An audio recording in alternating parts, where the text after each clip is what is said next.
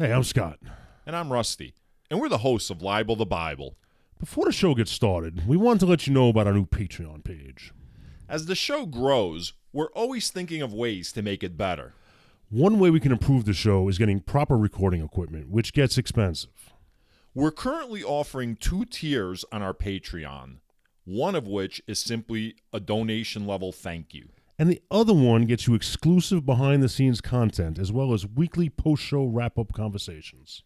And who out there doesn't want to listen to me berating Scott after the show wraps up? I know I want to be there for that. Exactly. So head on over to patreon.com/libelthebible and help support your favorite oppressed atheists. That's patreon.com/libelthebible to choose the tier that's right for you. And now, previously on Libel the Bible, Yahweh creates everything. Eve ruins everything. Yahweh genocides everything. Yahweh chooses Abram as the patriarch of his chosen people. Abram's great-grandson Joseph befriends a pharaoh and invites the Israelites to Egypt. The Israelites are enslaved for centuries. Yahweh remembers his promise to Abraham and his descendants. Things get bad for the Egyptians. Moses leads the Israelites out of Egypt. The Israelites wandered the wilderness for 40 years. Is that everything that happened so far? Except for a few genocides, a talking donkey, some giants. Let's not forget the incest, impalings, and forced mutilations. Right. Almost forgot those. We're all caught up. And now, the book of Deuteronomy.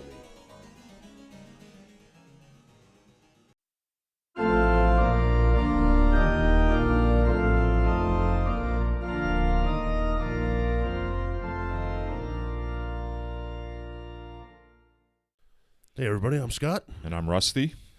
Welcome to Libel the Bible. Nice. We got it out. Yeah. So What is this, night 3 in a row? Yeah, this is our 3rd night recording in a row. I'm going to go out on a limb here and say we should definitely not record tomorrow night. Well, we're not going to record tomorrow night. I'm going to watch the Rangers tomorrow night. No, we're not going to record because it was my idea not to record. If I said we're recording, you're not watching the Rangers. You think so? Oh. No, probably not. I mean, I can think of excuses not to show up. This is in playoffs. Scott, right? I wasn't getting any of your text messages. It wasn't until like a week later that they all started popping up in my phone. Yeah. And then when I say, oh, you're pretending not to get my text messages. I got to tell you, though, like shit like that feeds into my neuroses. So because that happened, right, where like your text messages and there were like 2 other people and all their texts went through, right, like all at the same time on one day, and I hadn't been receiving like texts for like yours. I knew because you had mentioned it, but the other people thought like I was ghosting them because like we were having conversations. They responded and like I never responded back. And so that plays into my neuroses because now I'm constantly like, what messages am I not receiving? Like I'm constantly thinking about that now. It's like all it takes is one time for like my alarm not to go off. And then like I'm paranoid every time I go to sleep, like about my alarm not going off the next day. I'm concerned that not only on top of that, like you're like, my texts aren't going through or you're not receiving texts. Are you thinking those people are thinking you're ghosting them? I don't know, but we should take a picture of the glass of water that you prepared for me because it kind of looks like an Arab, you know what I mean? Oh, shit, it does like a shake, right? Yeah. I'm going to take a cool. picture of it, put it up for our patrons. Yeah. From this side, too. Here, it looks like he's looking that way. All right. I'm sorry to have interrupted your rambling. Go ahead. Continue, Scott. I'm sure everyone's interested in listening. No, your neurosis and your inability to focus on one thing for more than 30 seconds is, just par for the course. Yeah. So, yes, you're shake like a glass of water. I'm going to take it off now. Yeah, there you go. Oh, shit. Now he's going to get arrested. The morality police are coming. Yeah, that's what's going on in Iran now, huh? Yeah. So what do you think about the rock climber who wasn't wearing her hijab, and she went missing when she returned back to Iran? I haven't heard this story. What's going on? There was some. I don't know. Obviously not the Olympics. There was some sort of rock climbing competition, and one of the competitors, a female from Iran, was climbing the wall, and Where? she climbed with, I don't know, not in Iran. Okay. And she climbed without the hijab on. So when she returned to Iran, like, she went missing. Oh, wow. Like, I wonder what the fuck happened. Right. But because of what's going on, all the protesting going on, I think maybe the powers that be might have weighed, and they returned her to public view. Right. And she released a statement that she was not standing in solidarity with what's going on there. It fell off while she was preparing to climb, and she couldn't stop, her athletic endeavor to put it back on. Right. It sounds very scripted by the government, and sounds very Right. yeah. Well, something like that happened also with a Chinese tennis player. There was a Chinese tennis player, and like she spoke out about something, and like all of a sudden, like they couldn't find her, and then they trotted her out like a month later to like make some kind of like hostage like fucking statement, No one is forcing me to make this statement. I am doing this of my own volition. Then the camera accidentally pans out and it's like a pistol up against the head. Yeah. Yeah, it's good stuff, man. That's why, listen, at the end of the day, as much as I fucking rail on America and as much as I rail on our system, and as corrupt as it fucking is, and it's like reaching like legendary like levels of corruption in this country, like capitalism is unfettered at this point. As much as I like to rag on America, we do some shit right. We do some shit right. You know what I mean? Like, we do a lot of shit wrong, but we do some shit right. All right, here's what I like about America, most of all. We're not the only free country. We like to think we are. You think this is boring to Canadians? Or like people in England or Australia? I think when we talk about America? No, I think, I think is America in general boring too? Because like we do tend to like only focus on America, whereas people in other countries are aware of like other countries like Americans aren't aware political of systems. Americans aren't usually aware of other countries. I'll say this. Since we started off as like a grassroots, local Queens, New York kind of thing, we haven't spread our international wings yet. So to the countries that find our talks about American policies and politics and all that boring, stick with us. Once we get, a couple of dollars in our pockets, we could take this shit on tour. We could probably go firsthand like to other countries to record this. Right. And we'll see it with our own eyes, and we'll get feedback from, Like, what other countries would you want to go to record this? I don't know, like Boston, maybe, All right, I would go to Boston. I'm going to have to check my passport to see, if it's still valid. Yeah. But, yeah, all right, Boston's good. Yeah, so I'm saying, we're not the only free country. We're not the only country that has good shit. But I think the difference between America and a lot of other countries is our shit's on display for the whole world to see. Like, our dirty laundry is out there. Where I probably think a lot of these countries that like have this like nice like this the image, their shit just ain't out there like ours is. Like what? What's a country that has this image and their shit's not out there? Like North Korea. They're a great country, my old imagination. Right. And, they just don't show the bad side. Right. All right. You think Denmark's all that, man? You don't think there's some shit going on in Denmark? Come on. Oh, I definitely think there's some shit going on in Denmark, especially since it's gotten less homogenized. So Denmark used to be great when it was just like white people from Denmark. And then like immigrants started moving in, and then like, people in Denmark, the Danes, were like, maybe everyone doesn't deserve like free medical care, and maybe everyone doesn't deserve like a lifetime pen. So like all like of their, so that's the thing that they say. So the criticism of Northern European style democracies, which are like social democracies, they provide for like the welfare of the people.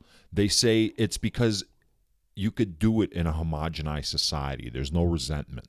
When you're giving like free stuff to people that look like you, people don't mind.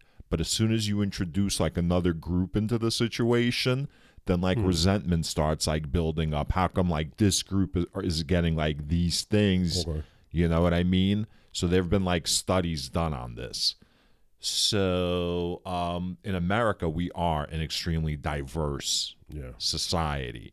And so the powers that be, they play into that, you know, and that's what identity politics is all about, instead of like allowing us to focus on the economic disparities between, you know, the rich and the poor, and the fact that the poor are spread across all different ethnicities. Right. They don't want us to focus on that, so it's culture war, you know, like they have us focus on like gender pronouns and like you know, they kneel in like whatever, what's it called, the tashiki cloth or whatever, the kente cloth, like after I'm like much more concerned with our children being exposed to children who think they're cats and going shit in the litter box in a classroom. I'm getting a little tired of seeing that in schools. Right. You heard about that? I didn't hear about that. Like, what's going on? Like, what is this nonsense? Some people are claiming that kids are being allowed to identify as cats to the point where they're shitting in litter boxes in the classroom. Right. And there's like not a single fucking like substantiated story of this happening. Right. I mean, look, I'm not saying there might not be like a crazy left-wing person like that out there. I'm not saying that. No, of course. I'm saying that really that's obviously that's like an outlier. Yeah. And it's an outlier, and nobody's changing the laws to make that acceptable. Like, that's not happening. And you know what? I'm glad they don't. Because on those random Tuesday nights when I go to the dungeon and I pay extra to shit in the sandbox, I want that to be like an exclusive thing. Children should have to earn their way to that. Yeah, these people don't know. All they're really doing, these people that are like trying to use these scare tactics, you know, all they're doing is giving you ideas. Right? That's like your next kink. Right? Like, it's like... It's like you've gone through all the kinks. You know what I mean? You've done like X videos. You've done like Pornhub. You've seen like you've gone through all their categories. What are those things that you're speaking of? These are the porn sites that you were mentioning to me the other night that you were talking about. Because we were talking about behind the scenes. And you have just found out that that's like a new porn category. BTS, you called it. BTS, behind the scenes. But that's that K-pop group, though, right? BTS. It's all of it. So if I say BTS, like out in the corner, if I start screaming BTS, are people more likely to think that's a porn category or a South Korean K-pop band? I think if you're in New York, people won't stop to even think about it. You'll just be another crazy person on the corner screaming something. And if I'm lucky, I'll get one person to go, "Shut up, dick!" Right. All right. BTS. So it's all like situational, you know, it's all relative. Right. So speaking of relative, again, are we boring people in Australia? I mean, we're probably boring them, but are we boring them because of the topic of conversation? I'm hoping a lot of our listeners like do like a lot of recreational drugs. Mm-hmm. So yeah, if they were you're hoping that they do recreational drugs? Yeah, because like anybody who was like stone cold sober and throws this on, they're sitting on the couch, they might get up to turn it off. Yeah. But now they're stoned and they're potted. They might be like, let's just listen to what these guys have to say, you know? Because they lack the motivation to get up? To like click the phone. I see. You know. Right. Yeah. Okay. So are they bored? I don't know. So you're saying if the world was sedated, we would be extremely popular if somebody threw us on. Yeah, but you know what? I think it works against us also because everything would be more popular. Right. It's like whatever channel was left on is like what it would be. Yeah. I got it. Yeah. Damn. So are we boring? Listen, foreigners, you know, smash that keyboard. Let us know if we're boring you. But then that's the other thing too. You said the word. You said foreigners, and that's when like it hit me. That's right. They're foreigners. They're different from us. You know what I mean? Like, so they have different sensibilities. Can I get back to the study about when you have a homogenous culture? Sure. And we're referring to just people that look like us. people that not so much act like. Here's where I have the problem. There can be truth to something they're saying, like if, let's say, for 1,000 years these people lived on this island and they've developed a society where everybody benefits from the greater good, the welfare services and everything. Then all of a sudden a group just pops in who hasn't contributed at all to the society and wants those benefits immediately. Like, how does that work? Right. Well, what if people are coming to your spot just because of the free shit? And by the way, it's not free shit. Like, people like say, oh, people getting shit for free. No, we all pay our fucking taxes, man. Nothing's for free. So, but now, should people have pensions for life that showed up when they were 50 and didn't contribute to the system? You know what I'm saying? Is that what's happening? I don't know. Are people getting I really don't pensions for life? I will be told, when I hear bullet points and, sound bites, that people get on the dole as soon as they come here. They're on the dole. They're on the take. They're taking all the social benefits. So if people, let's say someone moves to Denmark, right? Mm-hmm. And they're 50 and they get a job driving a trolley in the town that they live in, okay? Sure. So it's let's say it's a municipal job and they work for whatever city they're in, Copenhagen. I'm assuming they did so legally, right? Like through the mechanisms of the law, they were able to move into Denmark.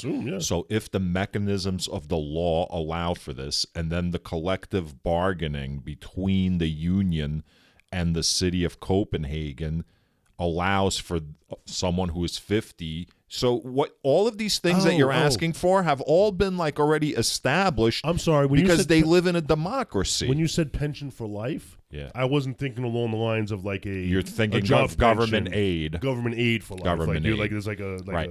But that's what I was thinking. Same thing, though. Same thing. The governments are democratically elected, and if the people of Denmark don't like the policies, there will be a shift. And by the way, over the past 15 years, there has been a shift away from levers of democracy towards more authoritarian rule. More and more authoritarians are gaining power throughout various parliaments in the European Union, and they're even coming to power at the head of their governments, like what we're seeing in Italy, what we're seeing in England.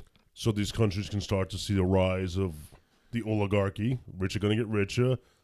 Healthcare is going to go down. Sure. What do you call it? Fetus mortality rates are going to go up. In many ways, it's like a self-perpetuated, it's a self-fulfilling prophecy because of corruption, people have less faith in democracy, and people are now voting for authoritarians.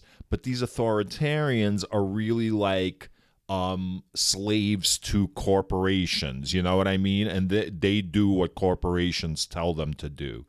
And so democracy erodes further cementing the need for an authoritarian to come in with their solution to fix problems, because you see democracy's no longer working, so you need someone crazy outside the bounds of what's considered couth. Do you think the term human nature again? Do you think most people, if we're receiving social welfare benefits, and I don't mean American welfare, I mean socially decided upon benefits, and we see a new jack come and we're resentful that they're getting the same benefits as us and we worked harder for it, do you think we would elect someone against our own best interest to squash that shit, even if it means we lose some of the benefits as well? As long as they're not getting them too, I'd rather give some of mine up not to let them get it. You know what I'm saying? How far would we go to make sure the one that's not like us doesn't get our shit? Well, it happened in Brexit because people voted to in England, they voted to leave the European Union because they were afraid of immigration and whatnot. And it wound up fucking them because they lost a tremendous amount, because the economy of England is so tied to the European continent that when they left, you know what I mean? Everything changed. there's like now tariffs and like, you know, duties and like all of these things that weren't there, and so people have lost their jobs and products are more expensive, and now shit's not like there's shortages of everything, and this is all shit that people were warned about, you know? Except none of that happened until Biden got elected. Right. So, you know, people, I think there's a cognitive dissonance where they don't consider that. They're like, let's just get rid of welfare, and then they whine when like they're not like able to be seen at the emergency room unless they provide like their insurer. Yeah. Yeah, you know what would have been cool? Like if like when Brexit happened, when they voted for Brexit, like some Nephilim in France got a big stick and like pushed England away from Europe. Like pushed it out to sea. All right, moved them to Greenland. Yeah. Yeah, have fun out there by yourself. Yeah. So, no, I don't think people find us boring in other countries. I think people in general find us boring, and, you know, I don't know. That's true. You think they find us boring, or you think they find you boring? Probably me more boring than you, because they don't really know me very well. Because you know, you're always shouting me down, and I barely get a word in edgewise. Right. Right. So you know, they don't really know my personality. Yeah. So, right. Yeah, right. So I know. They tune in to see like what kind of outburst you're gonna have. You know what I like what you do when like when you're embarrassed to say something, right? Or like you don't want to fully disclose. You pretend like you don't know what you're saying. So, examples. I'll give you a perfect example. So, when you were talking about your trip to Maine and how you didn't have your medication with you. Yes. Okay, so you disclosed the fact that you're on medication. Yes. But the way you told the story was like, so, I mean, I don't know, like, what are the words I could use? Like, I guess, like, I was in what you could call therapy, and, like, they put me on like these things called like pills, and you know, yeah, it's like that's how you describe it. Some jagged little it's pills. Great. It's so funny.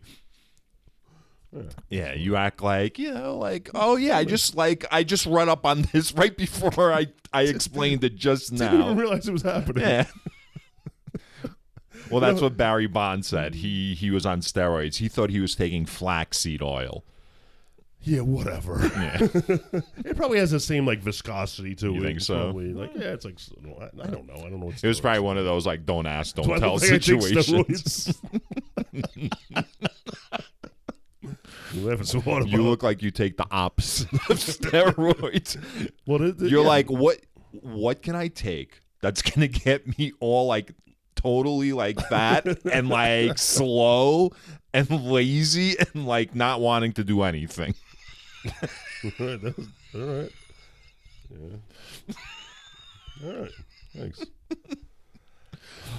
That was like one of those moments where like you could see Scott's like soul leave his body as I kept talking. And then Rusty gets up and slapped it out of the air and stepped on it. Man, I've got some glandular issues. I mean, obviously, I'm exaggerating. You're not that slow. Yeah. All right. I don't know. Scott was like one of the fastest people in high school. Yeah, I could run. It's amazing. Yeah, I've never seen like a 5'4" white boy run as fast as you. It was amazing. Back in those days, us small white guys had to learn how to run. Yeah, that's when you told me like you had like Native American blood and like. Did I tell you why we that story went through my family? Like I thought it was like the Native American that like gave you that speed. Why Native Americans are known for their speed? No, but like you envision like the runners that would have to like go between villages, you know what I mean? And the like hunters, and like Jim Thorpe was like one of the greatest athletes ever, you know what I mean? And then there's like a whole like I think there were like long distance runners, like the Native Americans are like America's like best historically long distance runners. Really? And, yeah. Didn't they wear swastikas, certain tribes too? Not just Native Americans, in India as well. Long before the Nazis co-opted the swastika shit, right? has been a world. Yeah, they found it in like all different like places around the world from different time periods. So what did it symbolize before? It's just different things in different places because it's a very basic design. Yeah. So just by happenstance, it's going to come up amongst different societies. Do you think Kanye's going to listen to this and go, that's an idea? Amongst different societies across the globe, you know. Do I think Kanye what? Is going to hear this and say, that's an idea. I'll just wear a swastika on my hoodie next time instead of White Lives Matter. And then when people give me shit about it, I go, no, this is a Native American symbol from way back in the day. I think if Kanye's listening, we should say something completely controversial that fucking triggers him so that he can mention, like, our fucking show. Sort of like Kanye's a fucking total narcissist, a malignant narcissist. I'll go even further. I'll say American slavery was not a choice by the enslaved. I'll just say that. Oh, he said that too? Well, he said after 400 years, that sounds like a choice to me. Really? Yeah, because somehow after 400 years, you've got the army that you need to overthrow the people that are oppressing you. Yeah.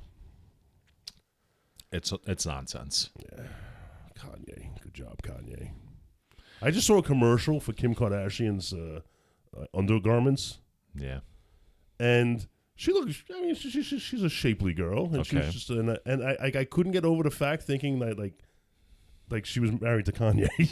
Like, why? I just can't get over the fact. Like, I can't look at her like with the amazing amounts of respect I used to look at her with. As opposed to when she was married to Chris Humphries, the basketball player, for like like 2 weeks. Yeah. Or that really deep relationship she had with Ray J. Right. Or we saw that whole relationship on video. Or like Reggie Bush. Or I mean, I don't understand. Like, what are you expecting? Like, she's vapid. That's the worst part about the Kardashians. If you ever listen to them, they're not stupid. No. You know, like, they're not stupid. They're just vapid. Define vapid? Vapid means, like, completely lacking any substance. So, like every single conversation that they have is just, it's narcissistic. It's about them. Oh, yeah. You know? So they handle, like, they're all devious and handle, like, their shit, like, in a devious, which by default is intelligent. To be devious, you need intelligence, right? But again, the problem is they're using their intelligence for meaningless fucking shit. It means nothing. They're completely vapid and lack any substance whatsoever. Listen, maybe what makes to make that kind of money, they do that. But who knows what they're doing with that money? Maybe they're doing fantastic things with that money.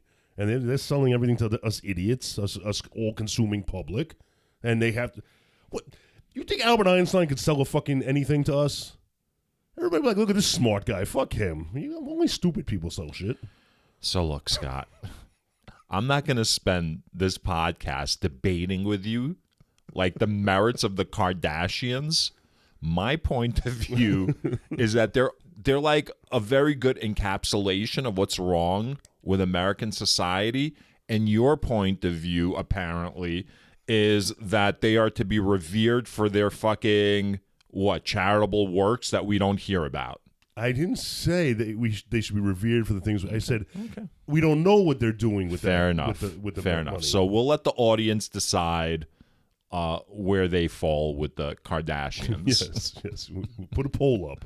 Yes. How's you told me that you can put a poll up, like vote for your favorite podcaster. How's it going? It's on our Patreon. So far, I'm leading. Everyone's voted for me. Well, that's surprising. No.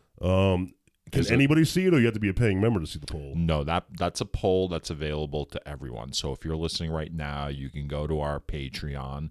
It's at patreon.com/libelthebible, and you'll see a poll, and you can vote for your favorite host of the show. Is it me, Rusty? Or me, Scott? Well, we'll let them decide when they get there. Sure. So if you're leading, I would just ask anybody who gives, just wants to level the playing field. You don't have to like me, but Rusty's the type of guy, you give him too much, pats on the back, too much praise, man, it goes to his head. So, yeah. On that note, oh, that's a terrible transition, Scott. That was a terrible transition. Was it because everything goes to Yahweh's head? Are you saying that? I know. Like Yahweh's full of himself, and I cringed because I almost missed the wine glass on the. What's that? What are you doing, Scott? I didn't touch anything. I don't know. What is that noise, Scott? Oh, my email's open, so I must have. Oh my God, Scott! It could be our big, what do you call it? Big break. We just got emailed our big break. Well, it's interesting that noise happened just now because we were just on our Patreon, and one of the big reasons that we did set up the Patreon is because we want to replace like our fucking recording equipment because it's garbage. Can I point that out? People don't even understand. Well, Scott, God damn it! I can't record like this. Fuck it, we'll do it live. Do you think we can ever have a live show? I think we can have a live show. Yes. You think we have that we can stream to level? Twitch. We can what? We can stream our show to Twitch. I thought we could stream. Twitch is like a very popular like streaming site. They do that with games, like video games. People, everything. So people now like are almost replacing YouTube. Like people are getting more views on Twitch as like live streams because you can interact with the audience like live. So like they could be typing while you're like having a conversation, and like you can be, you know what I mean. But that seems like a lot. That seems like that's far off. I was just talking about a live show. Not with live interaction, but like with people in the audience. No. They're live. They would listen world. live, but why? What's the benefit of that? One small step. Yeah. Let's see how we react knowing people are listening live, and we can't take back the things that come out of our mouth. You wanted to talk about the recording equipment, by the way. Oh, right, and then some beep fucking set you off. Sorry. Yeah, this week we have what you call it? Digital what? It's a DAC, a digital audio converter. It is literally a 5-inch by 3-inch by 1.5-inch box that the microphones plug into. There's some dials and beepies and lighties on it, and then it USBs into the computer. And you control the volume, the recording volume with this thing with the dials for each mic. And the dials are garbage. Yeah. From 1 to 9, you can't hear us. So you got to go between 9 and 10. And if you slightly even move it, like so we spend... It's almost like the entire dial is squeezed in. Yeah. In between 9 and 10. Yeah. So and it's not like there's no like clickable like markers. Yeah, like, that would be nice if it clicked at least. Right. I think a clicking knob is probably the sign of a quality piece of equipment. That's probably one of them for sure. That's going to be on the list of the shopping list. So we need to get rid of this fucking thing. Yeah. Because people don't realize we probably spend 10 minutes a day just trying to get the mics working every fucking time. Not so much working, but to the right levels. Right. And it builds frustration, and Rusty needs no more frustration. Yes. So, yeah. So now what are we doing? Now we're going to get into Deuteronomy, bro. This is the season 5 premiere, Deuteronomy. We finished 4 books already. Name them, quick, off the top of your head. No, you name them. I know them. Oh, wait. Genesis, Exodus, Leviticus, Numbers, Deuteronomy. Very good, Scott. Nice. That is really good. You know what we're gonna do? No. One of our bonus contents, we're gonna take it to the street with a microphone and go. Excuse me, I noticed you're wearing a crucifix around your neck. You Christian? Yeah. All right. First 4 books of the Bible, name them. Go. And see how many people can fucking do it. Yeah. And we're not going to be like one of these fucking shows that like centers, picks out people that look like they're not going to get it right. We'll be completely randomized. We won't Yeah. What do you think? While you were telling me that, I was thinking of a show on Cinemax. It's called Raised by Wolves. Have you heard of it?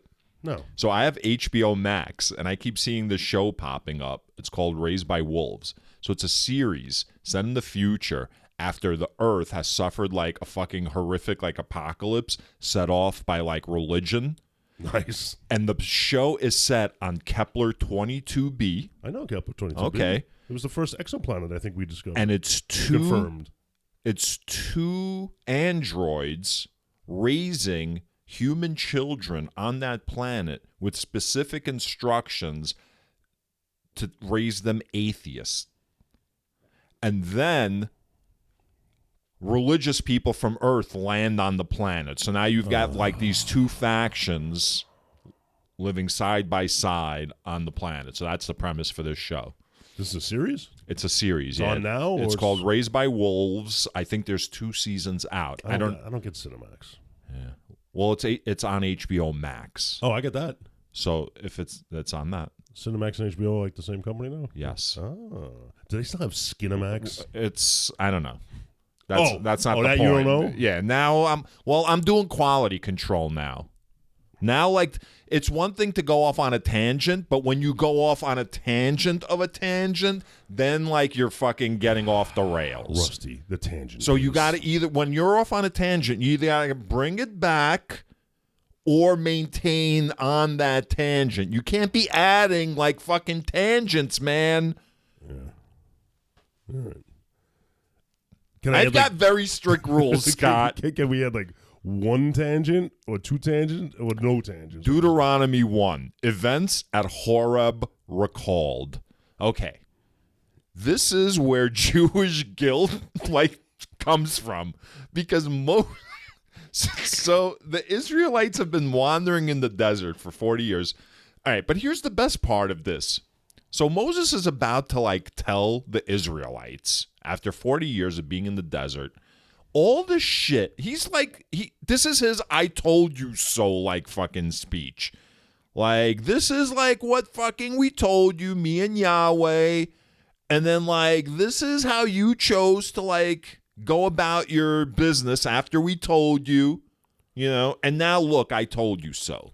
All right, I'm going to comment first on how you say they wandered the desert for 40 years.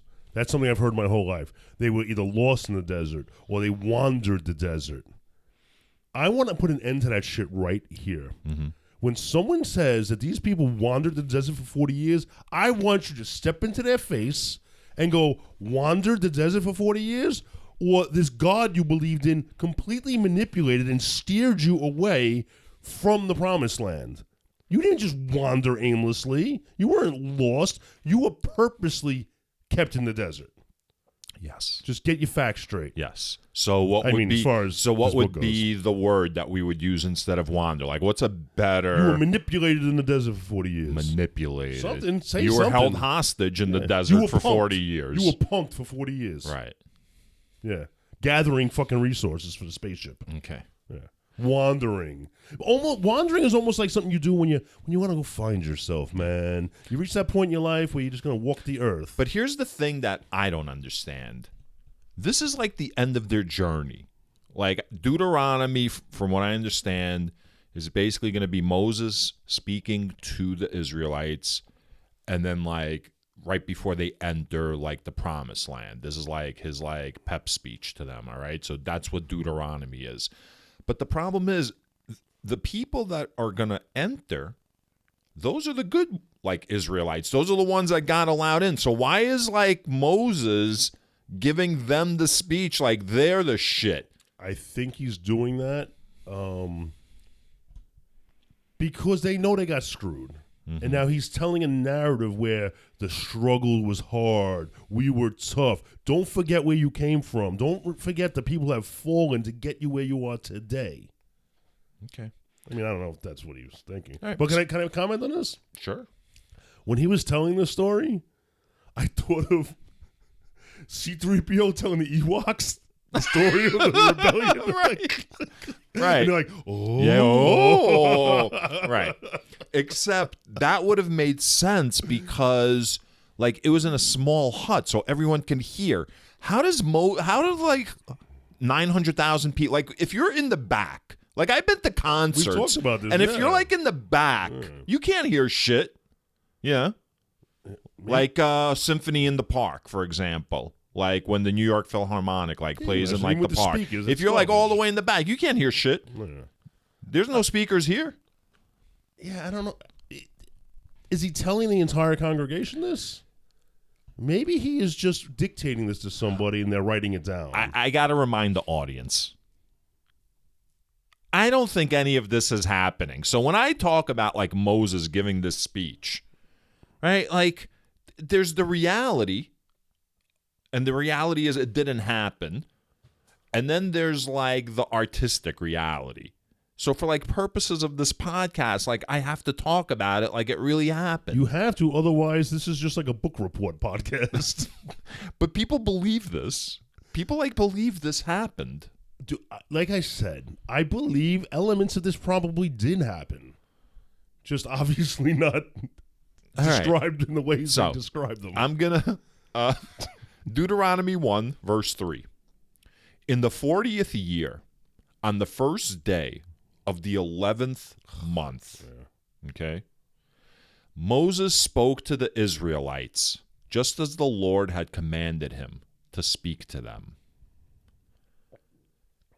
Deuteronomy 1, verse 5.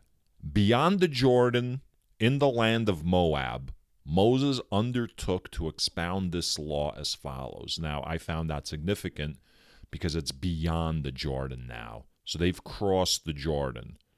And crossing the Jordan, they are now in the land. When I read that, I thought they hadn't crossed it. He was looking describing what's going to be beyond the Jordan. Right. I thought they hadn't crossed. They're right at the door. Right.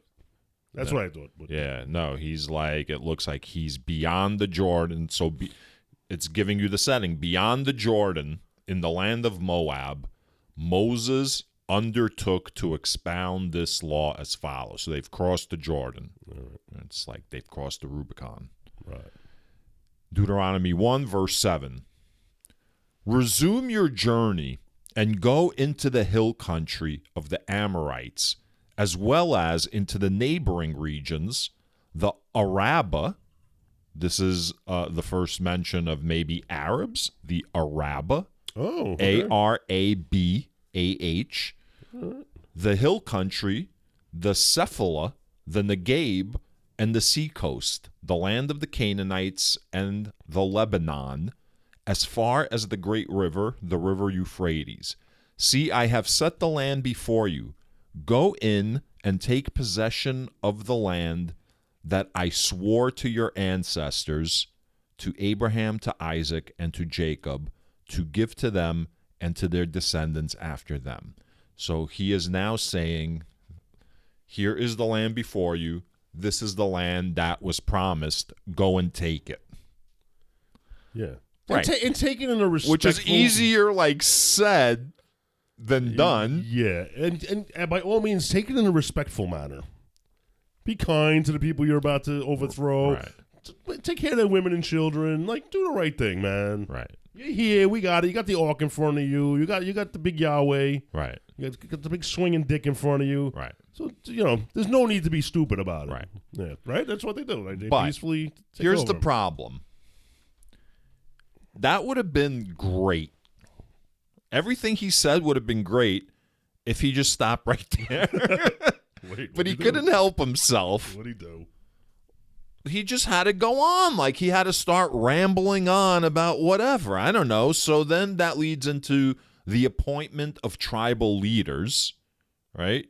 Right. Yeah, you have notes on that? Well, I didn't bother taking notes. Well, I did, yeah. Yeah. This is just a recap of appointing the different levels of the court officers. Mm-hmm. And then also maybe the different levels of the setting up the armies to invade. Well, this is literally, just so people, if you think this is a rerun, it is. This is literally a recap of everything so far. Right. He's telling a story. So, yes, outwardly, this is like a recap of everything that's happened. But what it really is Moses laying a guilt trip on the people of Israel, because he's he starts talking about in Deuteronomy 1, verse 12, he says, but how can I bear the heavy burden of your disputes all by myself? And then he goes into the story of how all these tribal leaders were chosen. So he's all of these steps along the way, you motherfuckers have complained. But what you're failing to realize is I said from the very beginning, I can't be in charge A1 number one. You guys appointed fucking tribal leaders. All the decisions were made through the tribal leaders. You took everything up to the Levites. Yahweh fucking told you what the instructions were. So every step of the way, you guys fucked around, and found out. Yeah. But the people he's talking to now really aren't the people that fucked around. The people that fucked around are all pretty much dead now. So that's what I'm saying. So I didn't understand why he was going in hard on these people. You know what? Listen, I'm not a fan of Moses. I've said it repeatedly. He's a garbage excuse for a human being. Mm-hmm. I said it again. But he's also kind of a tragic figure. Like, he does not, I almost think he does not deserve. I don't think he's a tragic I don't figure think at he all. You explain to me. I'm just thinking he was given an impossible fucking job. The man can barely speak right. He had to get somebody to translate. He's lucky he wasn't like in a dungeon for murder. I get that. I said that notwithstanding. If you take away all the evil shit he did, he led a people into the great unknown by because an alien had him do it. So he was in an unwinnable situation. And for Yahweh, I think is a what do you call it? And not disrespect. He's a sociopath. Well, that too. But he's like a narcissist. No, he's not appreciative of Moses. Yeah. And again, I don't need to be appreciative of Moses. He's garbage. But Yahweh should have been appreciative of him. He's a narcissist. He sucks. Okay. Yeah, that's it. Saying, fuck that's Moses. it. Yeah. So, but you just said that you felt sorry for Moses. I said he's kind of a tragic figure if you take away all that other shit he did. Right. Like, he's tragic in the way Yahweh treats him. Yo, he's getting his comeuppance. Right. I think he's getting away easy. But as far as Yahweh is concerned, Yahweh ain't doing the right thing by him. Well, Yahweh's not doing the right thing by anybody. Yahweh's out for himself. It's obvious. Yahweh's out for himself and his kind. Do you think when he's Yahweh, a Dane? He's like a Dane. Yeah. Do you think when Yahweh what? A Dane. From Denmark. Oh. People from Denmark are called Danes. We were just talking about. Yeah, I get it now. Oh, now you First, get it. I thought you said Dame.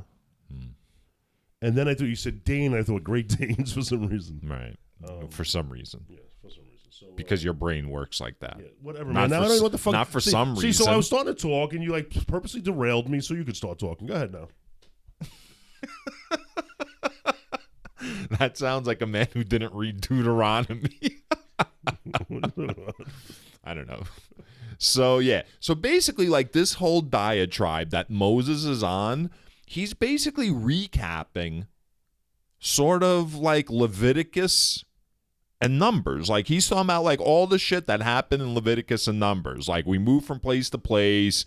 I said, like, God, Yahweh told us, here's the land.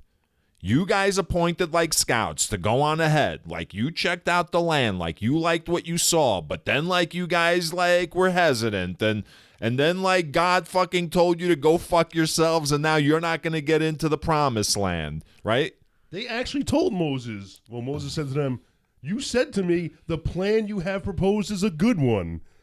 And then you bailed on it. And, like, it's my fault. Yeah. Like, you all agreed it was a good plan. Right. And you didn't stick to it. Right.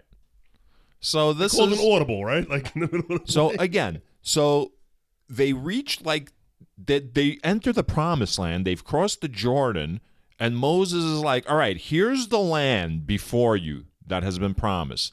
But before you go, I want to get some shit off my chest because, he doesn't care. He's playing with house money. He doesn't get to enter, like, the promised land, right? So this is, like, his opportunity now to, like, say everything that he's wanted to say for all these fucking years. Do you think he wants to say it or he's buying himself time? Because he knows when this is over, he's dead. Right. So now he's just like he's stalling. He's filibustering this thing. It's his last right. These are his last words. So he's gonna start reading the dictionary. Yes. So the whole book of Deuteronomy is basically him like stalling for time, trying to find it out. Oh my God. Yeah. All right. So then we got to Deuteronomy 2, right? Wait, before we get to Deuteronomy 2, yeah, he was like, so I appointed all these judges, and I said, if the case is still too hard, you can still come to me. I'm still here for you. Right. And you still screwed me. Yeah. No. When we have Israel's refusal to enter the land, did we cover that? I mean, that's part of it. Yeah. Well, it's not 2. It's still 1. Yeah, that's like basically when like when they sent out scouts, the scouts came back. They were like, it looks good. But then some of them were like, we don't want to fucking fight, even though like God's command. And that's when God like fucking said, you're not going to get into the promised land. I mean, unless you want to get into more detail. We about know. that. We covered it. Yeah. Go recap the episode. Go back to the episode that we covered it. Go listen to that, fucking assholes. Yeah, really. You got to fucking recap everything. I mean, seriously. Stiff necks. Assholes. Yeah. So now we get to Deuteronomy 2. Okay, wait. I got to stop you again. Yeah, go ahead. We covered the penalty for Israel, right? Yeah, they got they fucked them up, right?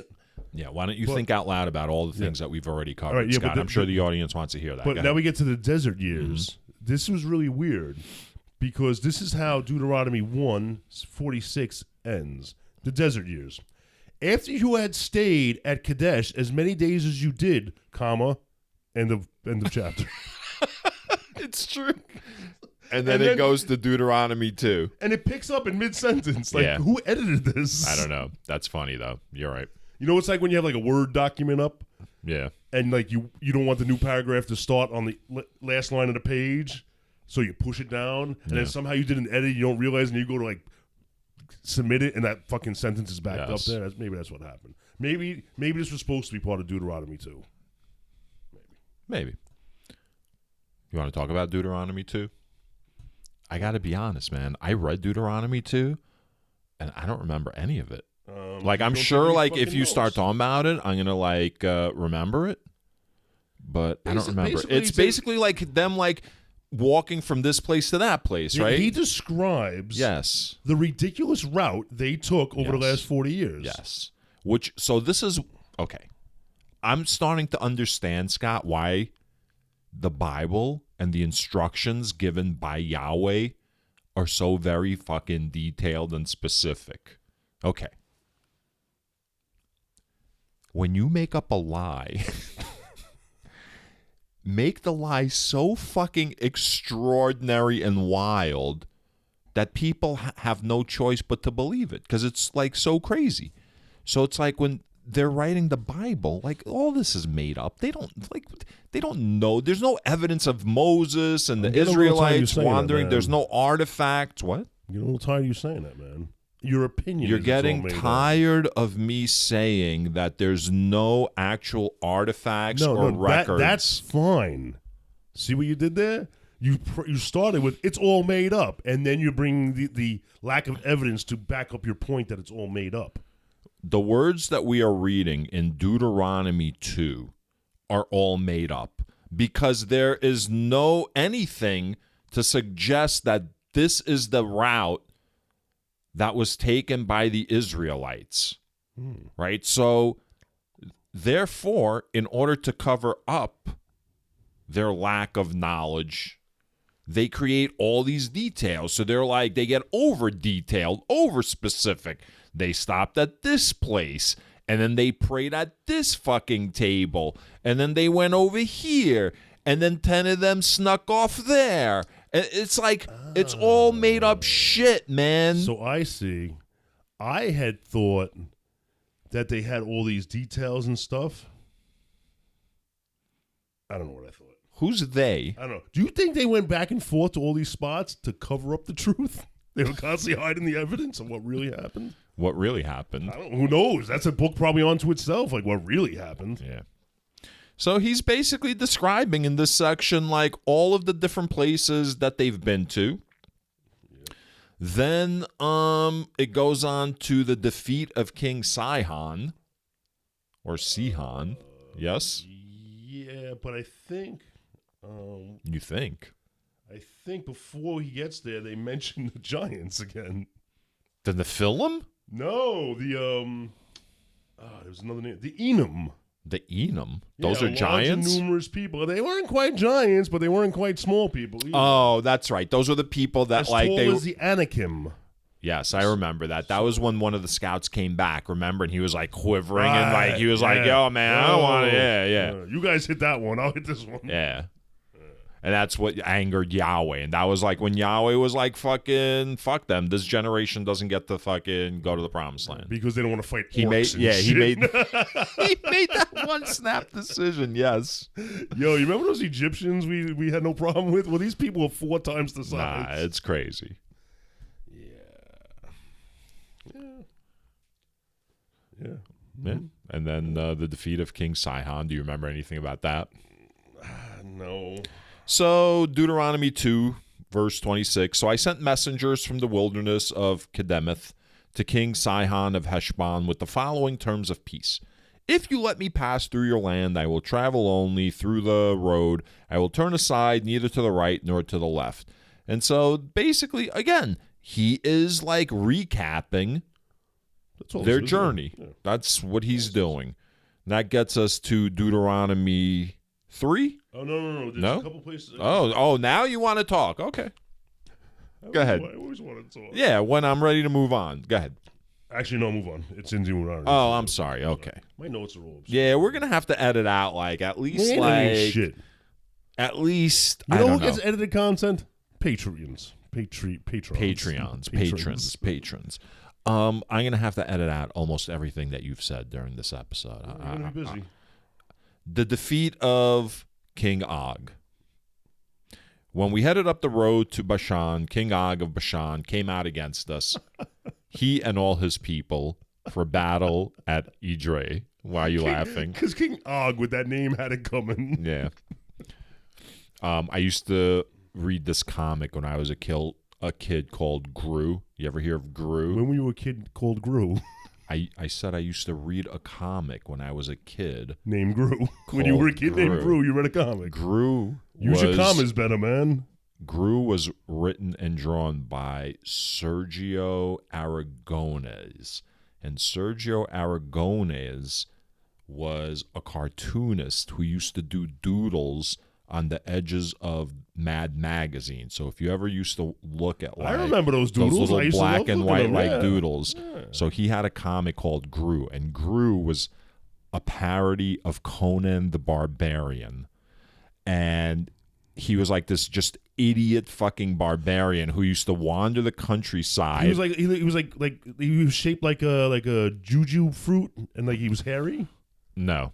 And he used to just like go from town to town, and it was like, remember the Hulk TV series where Bruce Banner would go from town to town and get into shenanigans in each town, forcing him to become the Hulk? Yeah. Well, Gru was like that, except he would go from town to town, do some stupid shit, and he would like fucking eviscerate everyone in the town. You know, like kill them, like sword through their like stomach, like eviscerate. That's not cool. So that was like, so King Og sounds like he would be like the tribal leader of one of the towns that Gru would visit. Isn't Gru like one of the, don't the Minions work for Gru? Is that his name in the Minions show, the movies? The Lord said to me, do not fear him, for I have handed him over to you, along with his people and his land. Do to him as you did to King Sihon of the Amorites, who reigned in Heshbon. So here's Yahweh telling Moses that, like, I got your back right now. Like, I'm protecting you, you know.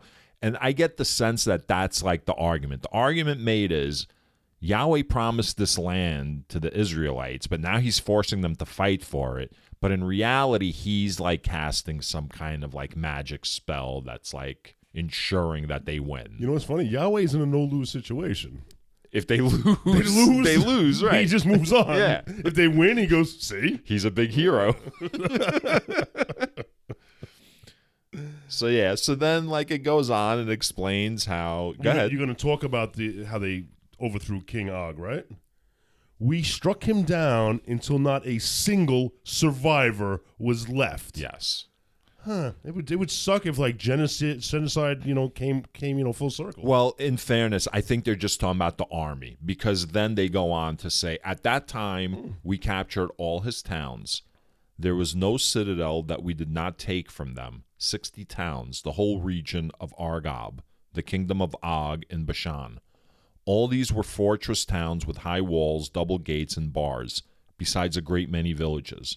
And we utterly destroyed them, as we had done to King Sihon of Heshbon. He's going to shoot down your fucking story. In each city, utterly destroying men, women, and children. All right. But all the livestock and the plunder of the towns we kept as spoils for ourselves. Now, I'm going to tell you. They kept the livestock alive. And anybody hearing this story that thinks this is okay, turning to their neighbors going, yo, what's right is right? Livestock's ours now. Yeah.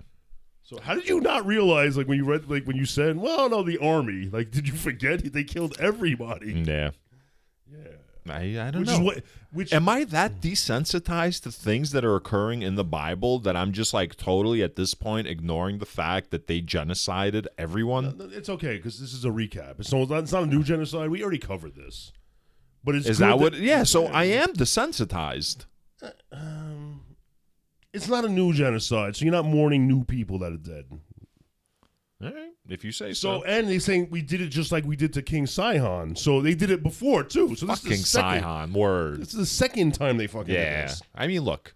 In fairness, they're like asking for passage through these lands, right? So, I mean, if these kings don't want to let them pass through, this is what's going to happen.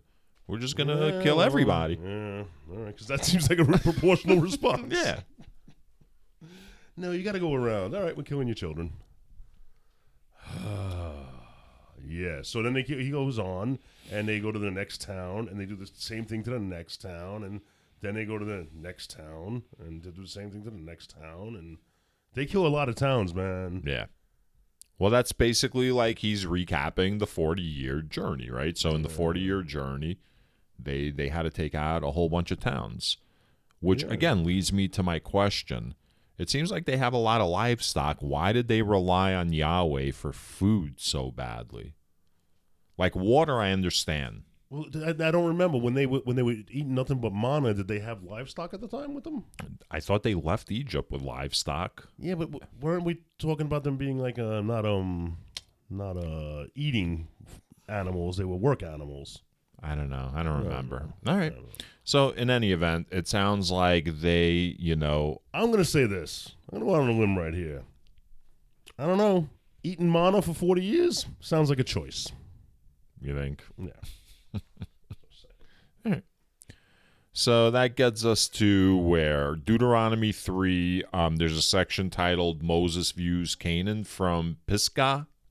There's got to be some like sad music playing right now, right? Because this is close to the end, right? Because didn't he tell him, like, at the end of your shit, you're going to go look at the shit you ain't entering? Yes. And I'm kind of thinking That's fucking... The end's coming, man. Right. That's like the funniest part. Like Yahweh is such a sadist that he even told them, like, not only will you not get into the promised land, you're going to lead everybody there. You're going to see it, and you're not going to make it. And it's fucked up because he gave him an impossible job to do. Yeah, I ain't taking any job from Yahweh, man. All right. So, Deuteronomy 3, verse 23. At that time, too, I entreated the Lord, saying, O Lord God, you have only begun to show your servant your greatness and your might. What God in heaven or on earth can perform deeds and mighty acts like yours? Let me cross over to see the good land beyond the Jordan, that good hill country and the Lebanon. But the Lord was angry with me on your account and would not heed me. The Lord said to me, Enough from you. Never speak to me of this matter again. Go up to the top of Pisgah and look around to the west, to the north, to the south, and to the east. Look well, for you shall not cross over this Jordan. But charge Joshua and encourage and strengthen him, because it is he who shall cross over at the head of this people, and who shall secure their possession of the land that you will see. So we remained in the valley opposite Beth Peor. I'm assuming Beth Peor is in the land of Canaan, right? Yeah. Okay, so now here's what I think Moses needs to do. Your last breath, you need to go out like spitting venom. He should call Joshua up here, like he's going to give him advice, and just go, yo, fuck you, Joshua, and walk away. Good luck with these stiff necks. He should kill Joshua. Why not? Yeah, you should fucking kill everybody. What's the worst case scenario? You know what? You fucking you entered this show killing somebody. Leave killing somebody. You know what it's like? It's like this. It's like if Joshua and Moses were contestants on Jeopardy, and Moses got every single question correct, and then the last question was like a bonus winner take all like fucking question. You know what I mean? You know what'd be even better? If Moses was on Jeopardy, And Sean Connery from Saturday Night Live, Sean Connery was on fucking Jeopardy. You ever see that skit? Yes. It's pretty funny. Yeah, So they're all talking about good. Burt Reynolds. All the answers are your mother, Alex. You know, it's a really good one. Have you ever seen The Black Jeopardy? With Tom Hanks? Yes. Yes, that's freaking That is hysterical. great. Yes. That's the horseshoe theory thing, right? Because it's like you have these two like seemingly polar opposite people, Same but shit going on. Yeah. there's some similar views on some My favorite issues. part is you bring it down to the guy in the corner. He's doing everything for $38. That's my favorite. That's funny. Yeah, so that's the end of what we planned on covering tonight, right? Yeah, 1 through 3.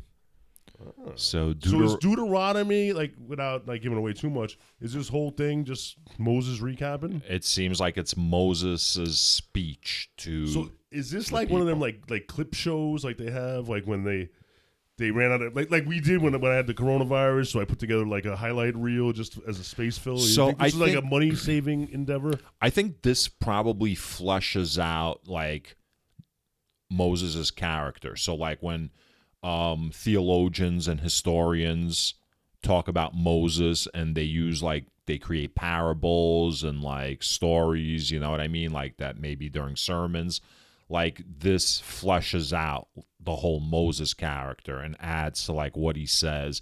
There's more like primary source material, you know? Nice. I'm wondering if at the end of Deuteronomy, we can advise people, future generations, not to bother reading Exodus, Leviticus, and Numbers, because it's all going to be summed up in Deuteronomy. Right. With a lot less nonsense about cubits and shit. I don't know. There was a lot of minutia about like traveling from town to town to town. Yeah, very interesting stuff. Yeah. So, I don't know. So I guess That's it. we're in a new book, man. We're in a new book, man. Yeah. You know what we're going to do now? What are we going to do now? Well, now we're going to sign off, and then we're going to record some fucking footage, some bonus footage for our patrons, right? And whoever's like listening right now, if they're not a patron, will not get to hear probably me making fun of you for like 20 minutes. Not only that, I've got some excellent material concerning oh, this is great. Everybody's got to hear this. It's all about